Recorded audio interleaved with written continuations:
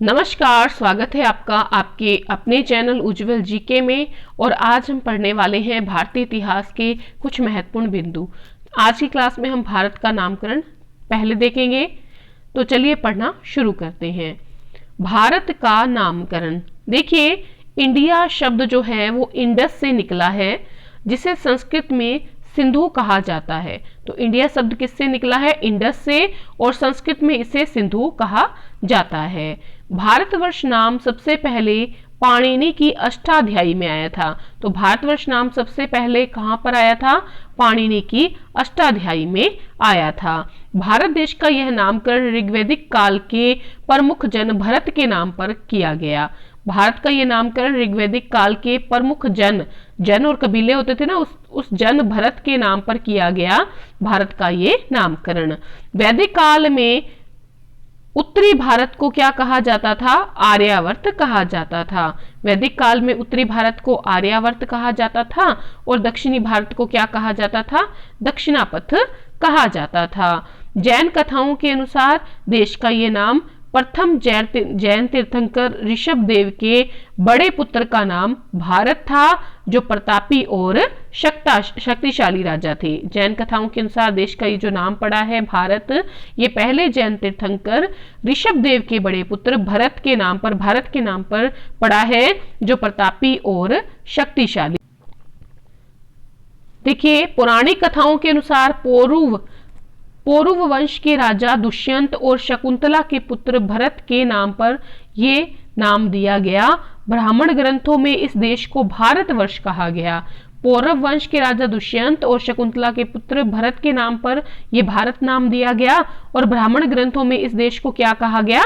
भारतवर्ष कहा गया। विष्णु पुराण के अनुसार समुद्र के उत्तर और हिमालय के दक्षिण में जो देश स्थित है उसका नाम भारत है, क्योंकि ये भारतीय संतति भारत की प्रजाति यहाँ पर निवास करती है। भागवत पुराण में भी इस देश को अजानाभ वर्ष की संज्ञा दी गई थी। विष्णु पुराण में कहा गया है कि समुद्र के उत्तर और हिमालय के दक्षिण में जो देश है उसका नाम भारत है, क्योंकि यहाँ पर भारतीय संतति यानी कि भारत की प्रजाति निवास करती है। भागवत पुराण में इस देश को अजानाभ वर्ष की संज्ञा दी गई।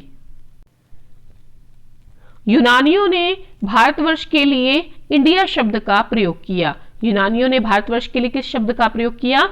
इंडिया शब्द का प्रयोग किया। जबकि जो मध्यकालीन लेखक थे उन्होंने इस देश को हिंद अथवा हिंदुस्तान नाम से संबोधित किया। याद रखिए, यूनानियों ने इंडिया शब्द का प्रयोग किया है और मध्यकालीन लेखकों ने हिंद अथवा हिंदुस्तान नाम से भारत को संबोधित किया है। यह शब्द भी फारसी शब्द हिंदू से बना है।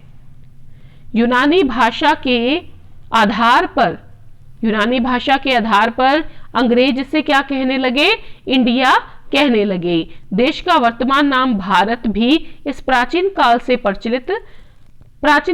प्रचलित रहा है। इसका अर्थ होता है भरतों का देश। ठीक है, वर्तमान नाम जो भारत है ये प्राचीन काल से ही प्रचलित है और इसका नाम क्या है? इसका अर्थ है भरतों का देश। भरत एक प्राचीन कबीले का नाम था। भरत था वो एक प्राचीन कबीले का नाम था। भारतवर्ष का सर्वप्रथम उल्लेख हाथी गुम्फा अभिलेख में मिलता है। भारतवर्ष का सबसे पहले उल्लेख कहां पर मिलता है? हाथी गुम्फा अभिलेख में मिलता है। हिंदुस्तान शब्द का उल्लेख सबसे पहले 262 ईस्वी के सासानी अभिलेख में मिलता है। तो हिंदुस्तान शब्द का उल्लेख सर्वप्रथम 262 ईस्वी के सासानी अभिलेख में मिलता है। भारत के संविधान अनुच्छेद 1 में भारत यानी कि इंडिया राज्यों का संघ होगा। भारत के संविधान अनुच्छेद 1 में भारत यानी इंडिया राज्यों का संघ होगा। India that is Bharat shall be A union of state, ये स्पष्ट किया गया है। अब हम बात करेंगे इतिहास के जन्मदाता की। तो हेरोडोटस यूनान का पहला इतिहासकार और भूगोलवेत्ता था, और हेरोडोटस का संस्कृत में नाम है हरिदत्त। ठीक है, हेरोडोटस यूनान का पहला इतिहासकार और भूगोलवेत्ता था। हेरोडोटस का संस्कृत में नाम है हरिदत्त। ठीक है, हेरोडोटस हिस्ट्री शब्द के पहले प्रयोगकर्ता थे।